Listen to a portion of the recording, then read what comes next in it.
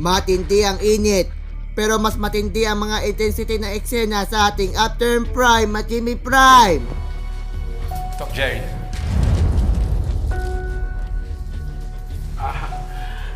Doc Lindon. Sumisiklab ang hostisya.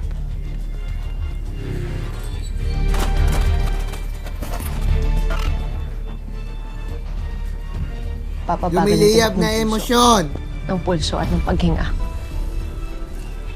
Halos hindi mo na maramdaman na marinig. Naglalagablab sa muibig muli. Kaya na tayo nung kumain. Ate, nasa harap mo na yung pagkain pero nakasimangot ka pa rin. May pasyente ba siya talaga? Yun ang tanong. Dududa na ako dyan eh.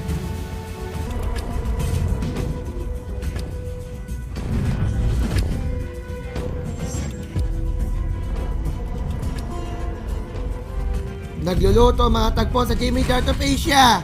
Mabubusog ka sa feel good vibes sa It's Showtime. Umuusok ang dahan-dahan integra sa post-weight bunda. Chill lamang ang yaman sa survey lang sa Family Feud. Nag-aapoy na balita. Nagsampa ng reklamong online libel si Bea Alonzo laban kina OG Diaz, Christy Fermin at iba pa nilang co-host sa kanilang online show. Dahil dyan sa aniyay mali, mapanira at malisyosong impormasyong kanilang ipinakalat. Sasagutin ng Kingdom of Saudi Arabia ang pagpapaopera sa conjoined twins mula Panabo City, Davao del Norte. Ayon sa ina ng kambal na 1 taong gulang, ipinanganak na magkadikit ang tiyan at magkasalo sa iisang atay sina Akisa at Aisha.